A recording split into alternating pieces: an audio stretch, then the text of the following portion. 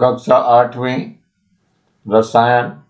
मैं आर.एस. प्रसाद आज आप लोगों को धातुएं और अधातुएं कराने जा रहा हूं। चलिए देखिए इसमें क्या है धातुएं और अधातुएं, इस पर चर्चा करते हैं। जरा हम पहले कुछ सार देख लेते हैं इस पाठ से संबंधित। तो सबसे पहला है आपका, अभी तक 114 तत्वों की खोज हो चुकी है। जितने भी तत्व खोजे इसमें 114 तत्व मौजूद है हमारे पास। सेकंड नंबर में देखते हैं, कुछ तत्वों के कुछ विशेष गुण पाया जाता है, जैसे विशेष चमक होती है, पीटने पर आघात वर्ध्य व तन्य चादर व तार बन जाती है, होते हैं, विद्युत और ऊष्मा के सुचालक होते हैं। उपयुक्त सभी गुण धारण करने वाले तत्व धातु कहलाते हैं, जैसे लोहा, तांबा, चांदी, सोना आदि। कुछ तत्वों में भंगुरता, ऊष्मा, विद्युत के कुचालक होना आदि गुण पाए जाते हैं, इन्हें अधातु कहते हैं। धातु प्रायः ठोस होते हैं। एक अपवाद पारद्रव है। अधातु ठोस, द्रव, गैस तीनों अवस्था में होते हैं। धातु तत्वों में विशेष प्रकार की ध्वनि होती है, इन्हें धात्विक ध्वनि कहते हैं। इसी के कारण इनका उपयोग घंटी व वाद्य यंत्रों के तारों के लिए किया जाता है। धातुओं का गलनांक उच्च होता है, अधातुओं का अपेक्षाकृत कम होता है। धातुओं के दहन से क्षारीय तथा अधातुओं के दहन से अम्लीय ऑक्साइड प्राप्त होता है। ये बहुत ज्यादा इंपॉर्टेंट पॉइंट है, इसको बहुत ज्यादा पूछा जाता है। सोना, चांदी व प्लेटिनम जैसी धातु तत्व उत्कृष्ट धातुएं कहलाती है, क्योंकि जल्दी किसी से अभिक्रियाएं नहीं करती हैं। धातुएं अम्ल से क्रिया करती हैं और हाइड्रोजन विस्थापित करती हैं, हाइड्रोजन गैस देती हैं। ये धातुएं संरक्षित होती हैं, इन्हें रोकने के लिए ग्रीसिंग, पेंटिंग आदि किया जाता है। संक्षारित होती हैं मतलब कि उन पे जंग लगना चालू हो जाता है। धातुओं को अधिक उपयोगी बनाने के लिए धातुएं एवं अधातुएं मिलाकर अधिक कठोर व जंग प्रतिरोधी बना दी जाती हैं। इस मिश्रण को मिश्र धातु कहते हैं। तो चलते हैं लेसन के अंदर की ओर बढ़ते हैं बच्चों। ये सबसे पहले आपको दिखाया हुआ है, धातु तथा अधातु की चालकता को हम कैसे जानते हैं। तो यहाँ दो सेल लगा रखे हैं। पहला सेल यहाँ लगाया हुआ है, ये वाला प्लस सिरा है और इसका ये माइनस सिरा है। दूसरे वाले का ये प्लस सिरा है, यानी ये दूसरा सेल है और ये माइनस सिरा है। यहाँ से नीचे ले जाकर के ये बल्ब लगा दिया गया है आपको, और ऊपर जो है जिसको हमें देखना है कि ये चालक है या चालक है, इस जगह पे जोड़ दिया जाता है। ये जोड़ करके दिखाया गया। पहले ग्रेफाइट लगाई गई है छड़ यहाँ पे, तो ये बल्ब आपका जल जाता है। ये बल्ब आपका जलता हुआ दिखाई दे रहा है यहाँ पे। अब दूसरा ले लिया हमने इसी जगह पे, इस जगह पे ये जो लगाया है ये गंधक का चूर्ण लगा रखा हमने, लेकिन गंधक का चूर्ण चूंकि अचालक होता है, कुचालक होता है, अर्थात ये विद्युत धारा को बहने नहीं देता है, तो ये जो बल्ब है ये ग्लो नहीं कर पाता है। इसका मतलब ये क्या है, अधातु है। तो धातु और अधातु को चेक करने के लिए सबसे अच्छे और सरल उपाय है। तो चलते हैं, थोड़ा सा एक खाली स्थान दिखाई दे रहा है मुझे, इसको भरते हैं। रिक्त स्थान की पूर्ति कीजिए। तो सबसे पहले है, धातुओं की संख्या अधातुओं से अधिक होती है। बच्चों ध्यान रखना, धातुएं अधिक है, तो यहाँ पे अधिक है। चलिए यहाँ पे नंबर 2, ऊष्मा और विद्युत की सुचालक होती है, धातुएं होती हैं। बच्चों ध्यान रखना, धातुएं, धातुएं क्या है, ऊष्मा और विद्युत की सुचालक होती हैं। और अधातुएं जो है,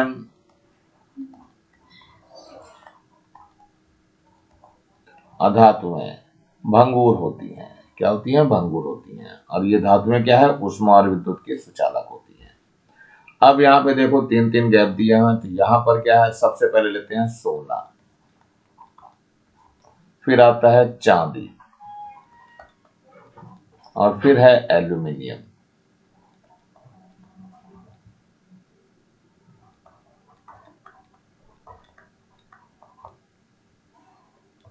धातुओं के उदाहरण है, मतलब क्या है, सोना धातु है, चांदी धातु है, और एल्यूमिनियम भी धातु है। तो इनके ये उदाहरण है। यहाँ पर देखो दिखाया हुआ है, लवण के विलयन से धातु का विस्थापन है। तो यहाँ क्या लिया है, ये कॉपर सल्फेट का विलयन दिया गया, जो ये भरा हुआ दिखाई दे रहा है ये कॉपर सल्फेट का विलयन है, नीले रंग का होता है हल्का सा। तो ये जो आपको दिखाई दे रहा कॉपर सल्फेट का विलयन। चलिए इसमें क्या करा है, ये लोहे की एक कील डाल दी गई है। हुआ गया है, थोड़ी देर में इसका रंग बदल गया है, जो कॉपर सल्फेट का रंग है कुछ हरे सिपन पे आ गया है। तो ये हरे सिपन पे क्यों आया, क्योंकि फेरस सल्फेट का विलयन बन गया है ये। और लोहे की कील का भी कलर चेंज हो गया, यहाँ देखो दिखाई दे रहा है एक तांबे की परत इसके ऊपर जम गई है। तो ये क्या करता है, धातु का विस्थापन हो जाता है। इस तरह से हम प्रयोग द्वारा इसको दर्शा सकते हैं। अगला आ रहा संचारण के लिए आवश्यक शर्तें हैं। इसमें बहुत सारी आवश्यक शर्तें हैं। तो संचारण के लिए देखो दिखाई क्या है, ये जंग लगने को बोलते हैं। तो इसमें यहाँ पर वायु है और यहाँ पर जल है, ये दोनों ही चीजें जब मिलती हैं तब इसका संचारण होना चालू हो जाता है, मतलब जंग लगना इस पे चालू हो जाता है। ये बहुत सारा जंग लगा हुआ इसमें दिखाई दे रहा है। लेकिन अगर उबलते हुए पानी में रख दिया जाए तो इस पे कोई जंग नहीं लगता, ये पूरी कील साफ बची रहती है, इस पे कोई जंग नहीं लगने पाता। ऐसे ही यह है कैल्शियम क्लोराइड में इसको डिप करके रखा गया, यहाँ पर देखो ये रखा हुआ है कैल्शियम क्लोराइड नीचे की तरफ। तो कैल्शियम क्लोराइड क्या करता है, सारी नमी को सोख लेता है इसमें से, बिल्कुल भी मॉइस्चर नहीं रहने देगा। और एयर तो है ही इसमें, लेकिन इससे क्या होगा, इस पे जंग नहीं लगेगा। तो आवश्यक शर्तें क्या क्या हो गई इसकी, एक तो वायु हो गई और दूसरा जल, ये दोनों इसके लिए जरूरी है। चलिए आगे बढ़ते हैं बच्चों मिश्र धातु की तरफ। तो मिश्र धातु है, इसमें कौन कौन से अवयव मिलते हैं और कहाँ इसका उपयोग होता है, इसको जानना चाहते हो। सबसे पहले है इस्पात, इसको स्टील बोलते हैं। लोहा और कार्बन को मिलाकर के बनाया गया, ये जहाज बनाने के काम आता है, पुल बनाने के काम आता है, रेल की पटरियां बनाने के काम आता है। नंबर 2 पे है स्टेनलेस स्टील, ये जो है लोहा, कार्बन, क्रोमियम और निकेल का जो है मिश्रण होता है, इसके अंदर मिश्र धातु बनती है। क्या काम आता है, बर्तन आता है बनाने के लिए, शल्य चिकित्सा के उपकरण आते हैं। नंबर 3 पे आता है कांसा, कांसा जो है तांबे और टिन को मिलाकर बनाया जाता है, ये मूर्ति सिक्के बनाने में आता है काम। अगला नंबर आता है पीतल, पीतल में तांबा और जिंक मिलाया जाता है, ये बर्तन और मशीन बनाने के काम आता है। नंबर 5 है ड्यूरेलुमिन, ये क्या काम है, ये जो है एल्युमिनियम, तांबा, मैग्नीज और मैग्नीशियम बनाने के काम आता है, मतलब ये मिला करके बनाया होता है। और बनाने का क्या काम आता है, प्रेशर कुकर, वायुयान के विभिन्न भाग बनाने का काम आता है। नंबर 6 पे दिखाई दे रहा है जर्मन सिल्वर, ये तांबा, जिंक और निकल से मिला करके बनाते हैं और ये बर्तन बनाने में प्रयुक्त होता है। चलते हैं आगे की तरफ, उचित संबंध जोड़ना है। तो यहाँ पर 1 2 3 4 दिया हुआ है, तो यहाँ पर आप E B C और D लिख लीजिए। तो सबसे पहले नंबर पे आता है ड्यूरेलुमिन, ड्यूरेलुमिन जो है ये वायुयान के भाग बनाने का काम आता है, यानी कि इसके जो है नंबर पे आता है ये नंबर 1 पर जाएगा। नंबर 2 है स्टेनलेस स्टील, स्टेनलेस स्टील जो है वो शल्य चिकित्सा के उपकरण बनाने के काम में आता है, तो ये सेकंड नंबर पे जाएगा। इसके बाद तीसरा है क्लोरीन, क्लोरीन जो है आपका जीवाणुनाशक के रूप में काम आती है, तो ये नंबर 3 को जाएगा। और ये नंबर 4 है सोना, सोना में बस एक ही बचा रह गया आभूषण, तो ये नंबर 4 को जाएगा। इस तरह से इसको मैचिंग में ले सकते हैं। अगला आता है हमारा निम्नलिखित कथन सही है या गलत पहचान कर गलत कथन को सही कीजिए, ऐसा कुछ बोला जा रहा है इसके अंदर। तो यहाँ है पहला ही नंबर देखो दिखाई दे रहा है, सामान्य ताप पर सभी धातुएं ठोस होती हैं। नहीं बच्चों, सभी धातुएं ठोस नहीं होती, पारा जो है पारे को छोड़ करके ठोस होती है, तो इसको गलत है ये।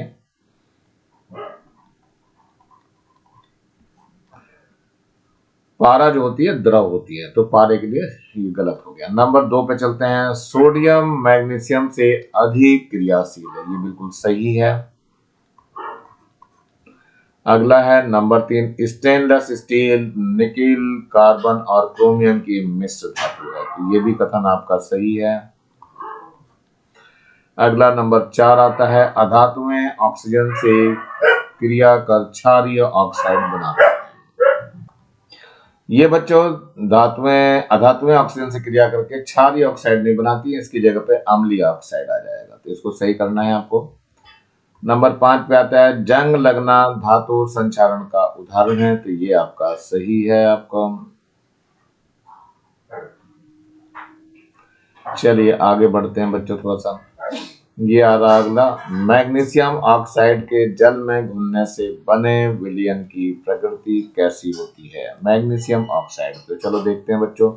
मैग्नीशियम ऑक्साइड के जल में घुलने से बने विलयन की प्रकृति क्षारीय होती है। देखो ये मैग्नीशियम ऑक्साइड है MgO, ये जल है H2O, तुरंत बनाता क्या MgOH का होल ट्वाइस, मैग्नीशियम हाइड्रोक्साइड जल का है ये मैग्नीशियम ऑक्साइड आपको दिया हुआ है, तो ये ध्यान रखना है बच्चों।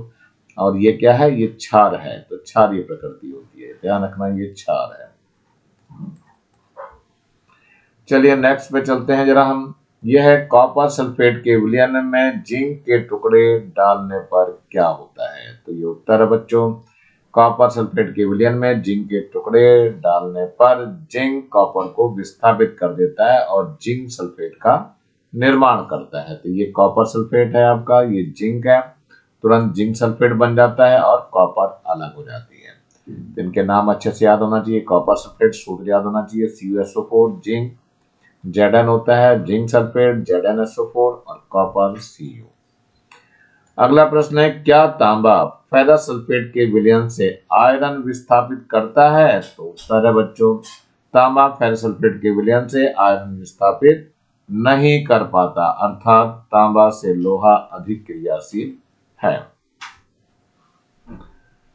लोहे तथा एल्युमिनियम आदि के बर्तनों में अचार क्यों नहीं रखा जाता है? ये बहुत ज्यादा प्रश्न पूछा जाता है बच्चों, इसको जरूर तैयार कर लेंगे आप। इसका कारण ये है क्योंकि अम्ल ये जो अचार होते हैं वो अम्लीय होते हैं और बर्तन से क्रिया कर लेते हैं। लोहा एल्युमिनियम आदि के बर्तनों में अचार इसलिए नहीं रखा जाता क्योंकि अचार की प्रकृति अम्लीय होती है और धातुएं अम्ल से क्रिया कर लेती हैं तथा विषैले पदार्थ का निर्माण करती हैं, अतः लोहा तथा एल्युमिनियम के बर्तन में अचार नहीं रखते। प्राय धातुएं अम्लों से क्रिया कर कौन सी गैस उत्पन्न करती हैं? तो उत्तर है बच्चों, प्राय धातुएं अम्लों से क्रिया कर हाइड्रोजन गैस उत्पन्न करती हैं। तो यहाँ पे उदाहरण दिया है, ये मैग्नीशियम है, ये सल्फ्यूरिक अम्ल है, इसका नाम है सल्फ्यूरिक अम्ल।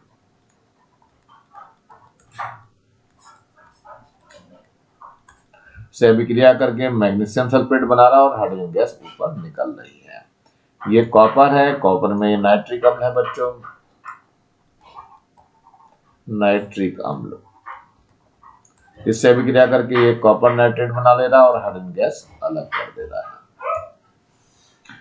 अगला है उत्कृष्ट धातुएं किसे कहते हैं? तो उत्तर है वे धातुएं जो सबसे कम क्रियाशील हैं और जो वायु जल तथा अम्लीय व क्षारीय पदार्थों से प्रभावित नहीं होती, इन धातुओं को उत्कृष्ट धातुएं कहते हैं।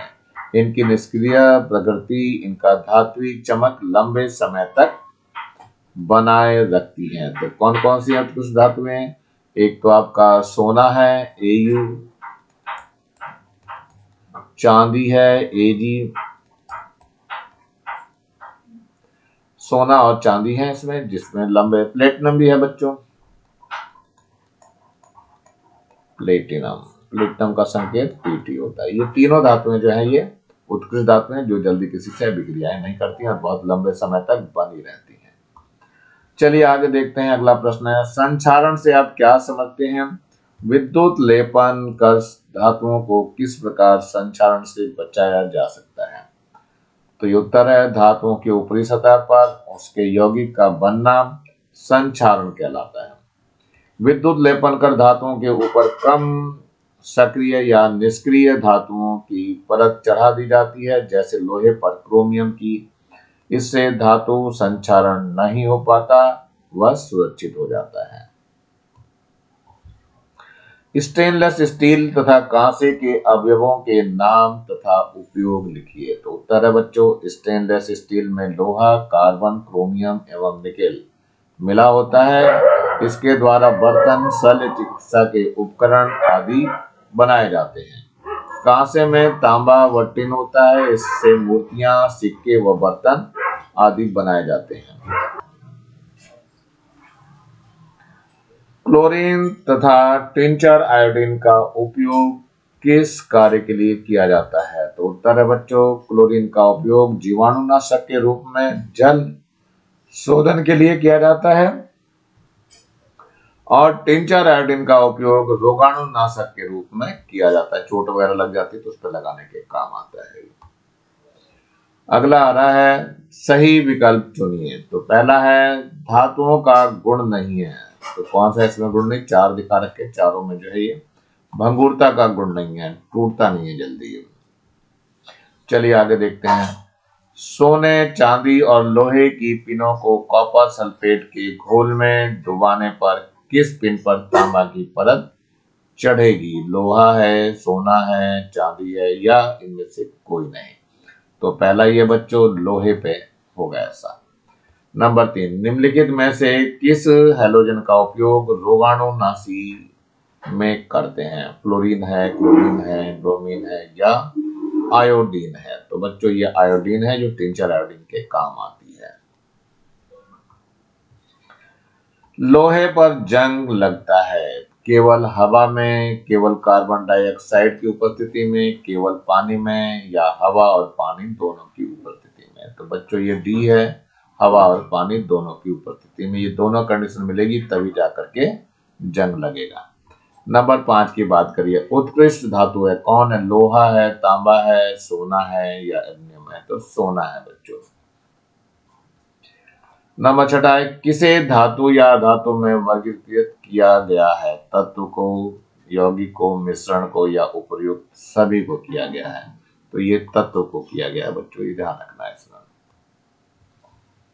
अगला आ रहा है रिक्त स्थानों की पूर्ति के लिए। तो सबसे पहले है उत्कृष्ट धातुएं सामान्यतः होती हैं, तो ये निष्क्रिय होती हैं बच्चों। यहाँ क्या लिखना है?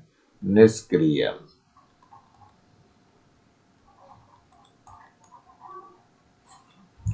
चलिए नंबर 2 है, पीटे जाने पर धातुओं का टुकड़ों में टूट जाना कहलाता है।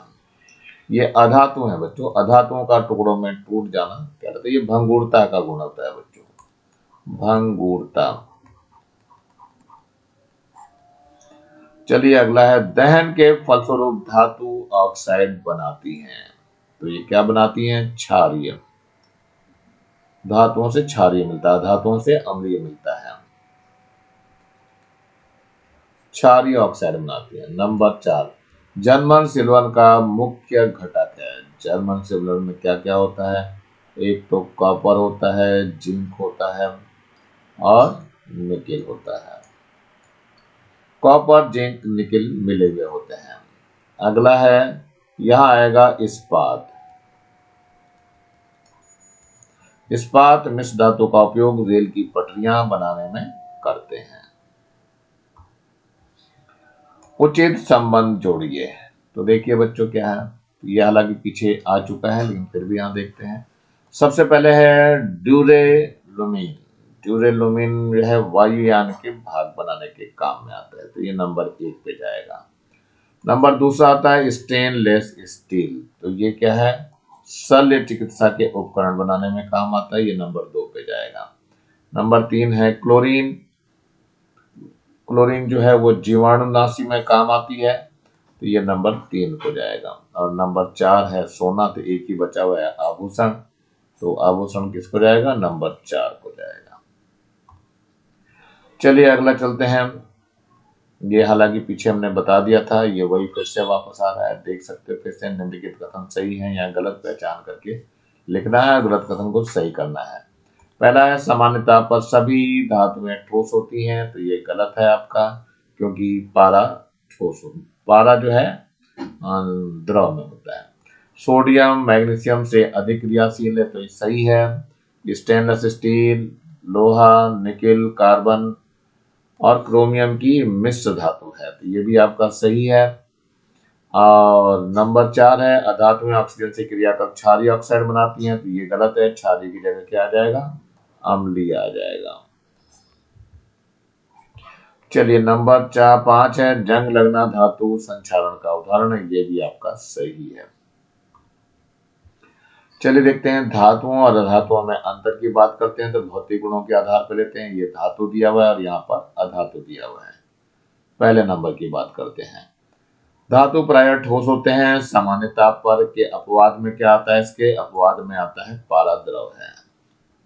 और इधर नंबर 2 में क्या है, यहाँ पर नंबर 2 में इसमें धात्विक चमक व धात्विक ध्वनि पाई जाती है। और नंबर 3 पे है इसके गलनांक व क्वथनांक उच्च होते हैं। जरा अधातुओं में आते हैं।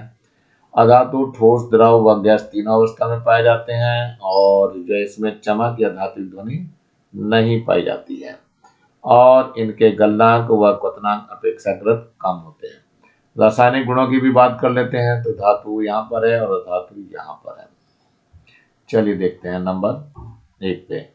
अम्ल के साथ क्रिया करके हाइड्रोजन गैस मुक्त करते हैं। तो जैसे उदाहरण दिया हुआ मैग्नीशियम है, हाइड्रोक्लोरिक एसिड क्रिया करके मैग्नीशियम क्लोराइड और हाइड्रोजन गैस बना देती है। तो हाइड्रोजन गैस यहाँ से निकल जाती है।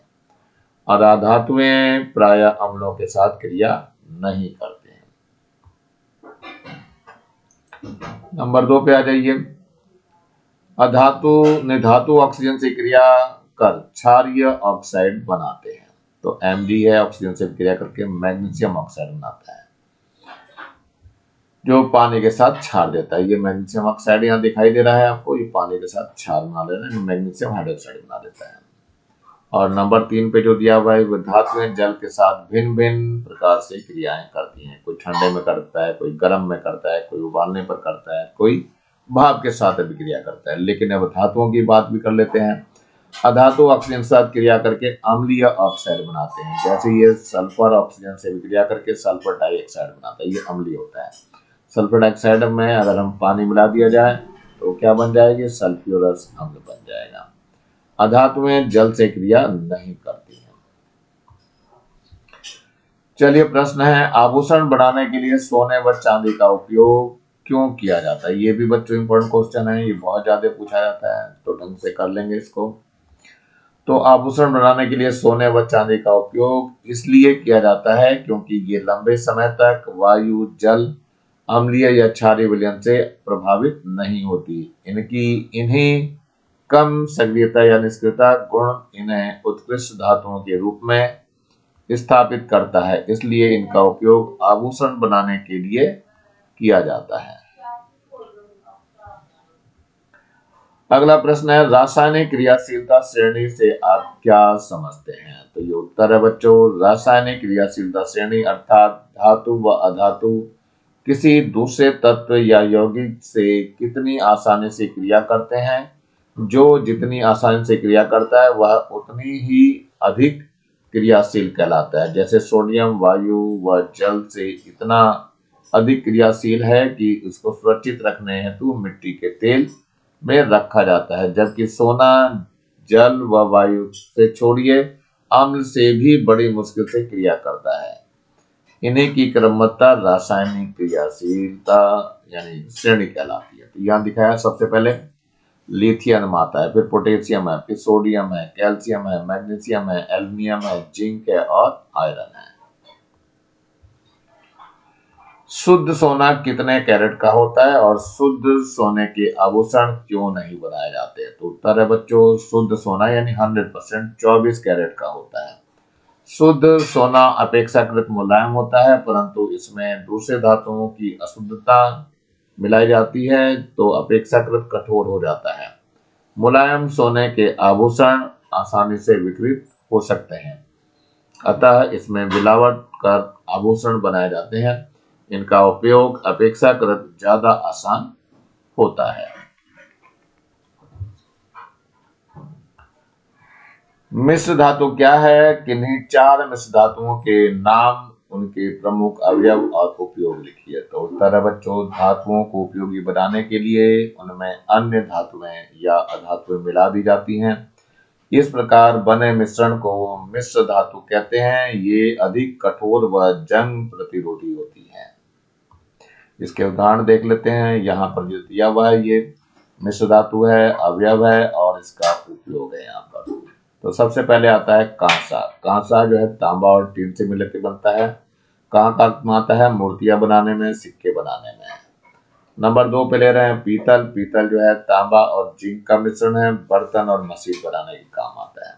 नंबर 3 पे आ जाइए, ड्यूरेलुमिन। ये है एल्युमिनियम, तांबा, मैग्नीज और मैग्नीशियम का जो है मिश्रण होता है।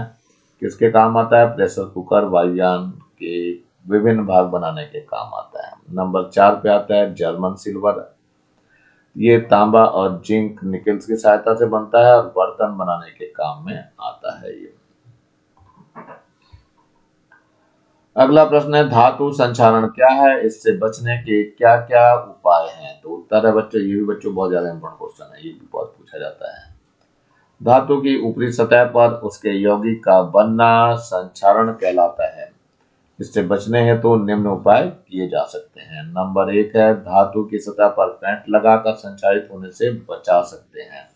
नंबर 2 ग्रीस लगाकर धातु की बाहरी परत का संपर्क वायु या नमी से रोका जा सकता है। नंबर 3 है कम सक्रिय धातु की परत चढ़ाकर संक्षारण से बचाया जा सकता है। ग्रेफाइट को इलेक्ट्रोड की तरह उपयोग में क्यों लाया जाता है? तो उत्तर है बच्चों, ग्रेफाइट को इलेक्ट्रोड की तरह उपयोग में इसलिए लाया जाता है क्योंकि यह अधातु होते हुए भी विद्युत का सुचालक है। अतः इससे विद्युत प्रवाहित होती है। यह धातुओं की अपेक्षा ज्यादा सस्ती व सुलभ है, साथ ही इसका गलनांक उच्च होता है।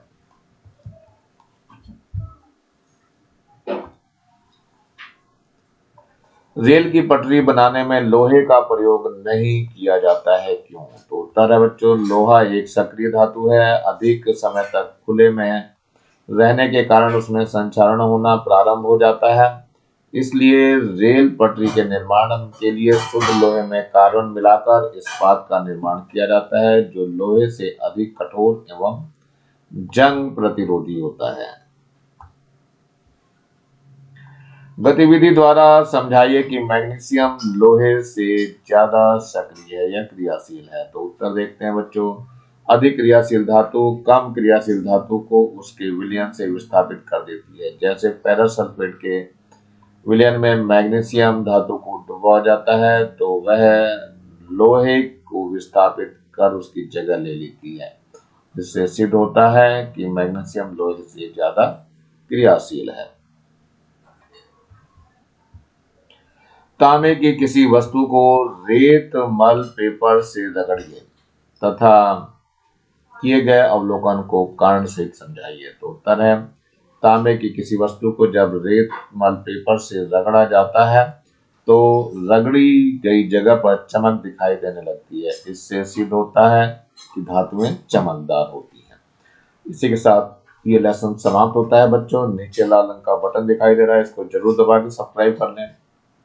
वीडियो अच्छा लगा हो तो लाइक करें, कमेंट सेक्शन में कमेंट करना ना भूलें और ज्यादा से ज्यादा बच्चों को शेयर करें जिससे ज्यादा बच्चों को फायदा हो सके। और इस बेल आइकन को भी दबा लें जिससे मैं नया वीडियो डालूं तो उसका नोटिफिकेशन तुरंत आपको मिल सके। मेरे चैनल को देखने के लिए आप लोगों का बहुत बहुत थैंक्स। इसी के साथ मैं आर एस प्रसाद आज का वीडियो यही समाप्त करता हूँ। मिलता हूँ नए वीडियो में नए टॉपिक के साथ। तब तक thank you, have a nice day. इसी प्रकार मेरे चैनल को देखते रहिए। Thank you, have a nice day.